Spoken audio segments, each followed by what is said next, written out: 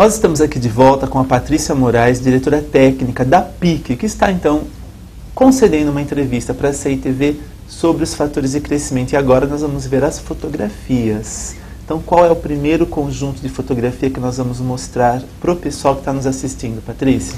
Eu acho que a primeira e mais interessante é o peeling, né? Na verdade, uma cicatrização pós-peeling. Bruno, você pode colocar então as fotografias para o pessoal ver? Então, a primeira foto foi feito um peeling de fenol numa paciente.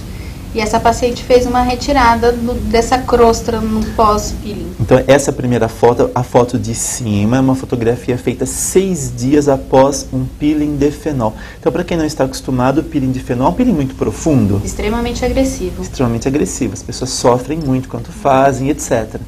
E essa pessoa tirou a casquinha, a famosa casquinha. A famosa casquinha. E ganhou essa cicatriz que me parece até que está até ameaçando a causar uma certa atrofia da pele, que é isso? Isso mesmo. E depois, Patrícia? E depois foi feito um creme para essa paciente com o fator de crescimento epidermal, fator de crescimento insulínico.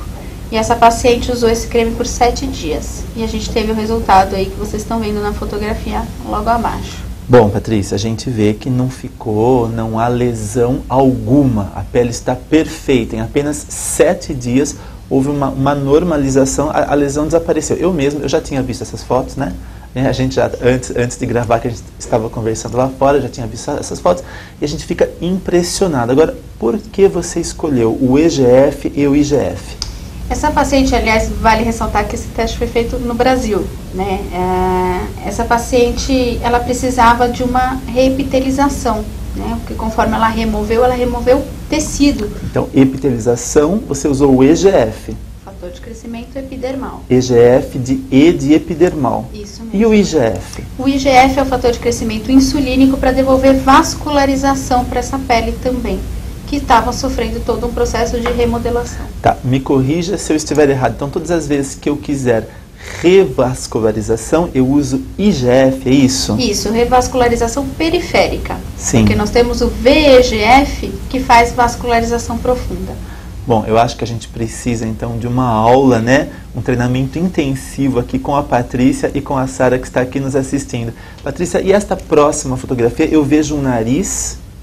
Pode explicar para a gente melhor Claro. o que é isso? Isso é uma cicatriz de rinoplastia, né? Então essa paciente fez aí uma rinoplastia e teve uma cicatrização hipertrófica, que é bastante comum, porque é uma região aí que às vezes a pessoa tem uma alergia ou qualquer tipo de problema, é bastante difícil. Olha, o Bruno está mostrando então para as pessoas que estão nos assistindo a fotografia. Então essa paciente foi submetida a uma cirurgia plástica, uma rinoplastia. E no local do corte, então, houve o desenvolvimento de uma cicatriz hipertrófica, inclusive com uma infecção no septo aqui, não é? Isso, E na aí? junção, né, dessa parte. E aí, a gente foi procurado por um médico aqui no Brasil também, aqui em São Paulo, que fez um creme com um mix de fator de crescimento, como a gente sempre indica. Nesse caso, ele usou o fator de crescimento epidermal, o insulínico, o fibroblástico básico e o vascular. E em quantos dias tivemos aqui? 6 dias ele já teve a cicatrização dele. 6 dias. Então o pessoal também em casa está vendo a fotografia, isso aqui é impressionante. Se eu não conhecesse esse médico, eu diria que isso aqui seria impossível. É que eu conheço o Dr. Evaldo, já foi meu aluno há muitos anos atrás, um excelente médico por sinal, né? Muito bem. Patrícia, por que EGF, IGF, FGF, VGF? Por que você falou que nestes casos se utiliza um pool? Por que um pool?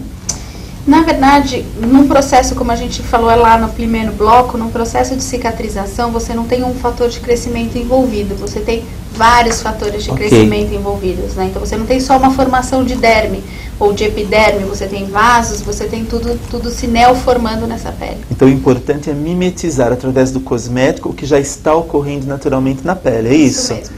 E esta terceira fotografia, isso aqui é impressionante também, Bruno. Mostra para o pessoal as fotos da abdominoplastia. Essa é a mais interessante, que os médicos, na verdade, mais gostam, né, e mesmo nas apresentações para as indústrias, porque a abdominoplastia é bastante realizada no nosso país e nós não temos nenhum produto aí eficaz no pós-cirúrgico. E como a gente pode ver aí do lado esquerdo, foi tratado com fator de crescimento, e aí você vê realmente a cicatriz após o tratamento, ela ficou fininha, sem Sim, mancha. sim. E a cicatrização do lado direito, que foi sem fator de crescimento, com placebo, como ela está, né? É isso aí. E numa mesma barriga, né? Numa mesma pele. barriga, numa mesma pessoa. Então, esse teste, ele não deixa dúvidas. É impressionante. Agora, eu estou vendo, Patrícia, que nesta formulação foi empregado o copperpeptídeo. Por quê? O peptídeo do cobre, ele está presente em todos os processos de cicatrização, né? E ele é bastante interessante porque ele faz todo o processo de vascularização, de reepitelização. Então, o peptídeo do cobre, ele é um produto bastante diferenciado, realmente. Entendi. Pessoal, comparem, então, o lado esquerdo, então, a cicatriz que recebeu os fatores de crescimento, com o lado direito, que não recebeu os fatores de crescimento. Bruno, mostra de novo para o pessoal. Então, vejam. Do lado esquerdo, temos então, a combinação, o pool dos fatores de crescimento. Do lado direito, coitado do lado direito, né? Recebeu um creme placebo. Acho que ela depois foi usar o fator de crescimento. Depois ela resolveu mudar de ideia e resolveu usar o fator de crescimento dos dois lados. Mas você pode ver que a qualidade da cicatriz, né? Mudou. Então as empresas que trabalham com dermocosméticos, que atendem médicos, tem aqui, eu acho que o que existe de mais potente, de mais moderno, para esse tipo de tratamento. Vamos para próximo conjunto de fotografias, que também é impressionante, um estudo feito em Fortaleza. Isso. Explica para quem está nos assistindo, Patrícia. Esse estudo é um dos que eu mais acho interessante, o que mais nos deixou felizes, porque é uma úlcera varicosa de difícil tratamento. Essa paciente estava aí com 3 anos de tratamento, né? Então era só uma lavagem, uma bota e mais nada. Então, deixa eu ver se eu entendi. As pessoas, então elas estavam com úlcera varicosa e essa úlcera estava sendo tratada por médicos capacitados já há 3 anos. E há 3 anos de tratamento não havia melhora, é isso? Isso. Aí finalmente surgiu a ideia do fator de crescimento. Sim. Então foi feito um creme com fator de crescimento e um peptídeo que é o IDP2, que é um peptídeo do fator de crescimento. Ok, então vamos mudar as fotos. Bruno, mostra para o pessoal as fotos de quantos dias depois, Patrícia? 14 dias. 14 dias depois. O que é mais impressionante nessas fotos, na verdade, e o que é relato da paciente, é o edema, o quanto diminuiu o edema dessa paciente. Porque o relato dessa paciente é o que a dificuldade dela da locomoção por causa do edema. Ela tinha dores, não por causa da ferida, mas por causa do edema. Ela devia se sentir muito mal. Com certeza. Devia sentir a perna quente, queimando, inchada, dolorida, né? Latejando, é isso? Latejando. Aí o mau cheiro também. A Sara que acompanhou... Necrosado, né? Era um tecido necrosado, Então a Sara, nossa consultora aqui em fatores de crescimento, ela está nos explicando que a paciente ela reclamava do mau cheiro também por causa da necrose no tecido. Em apenas 14 dias, Patrícia. 14 dias. 14 e aí você pode dias. reparar com as fotos de antes e depois como a perna ficou mais fina, além de estar totalmente cicatrizada. Patrícia, agora eu quero fazer uma pergunta. Por que nesta formulação você trouxe, então, esse peptídeo, esse DP2? O peptídeo, quando eu falo peptídeo, ele não é um fator de crescimento, estou correto?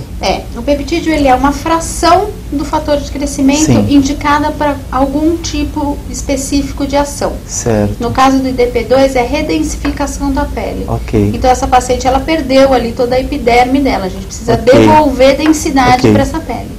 Então esse IDP2 ele é uma fração do peptídeo do fator de crescimento insulínico que vai devolver densidade para essa pele. Então nesta formulação foi empregado o TGF-beta3, que é o fator transformador, o IGF de novo e o IDP2. O que acontece se eu... A Sara está aqui, a Sara sabe tudo, mas espera um pouquinho, Sara, vamos ver se a gente consegue chegar nós mesmos aqui numa conclusão. Se eu aplicar este creme que foi aplicado aqui nessa úlcera varicosa, se eu aplicar no meu rosto, por exemplo, o que acontece? Maravilhas, porque aí você tem um pool dos melhores ativos para a pele. Então eu vou ter essa redensificação.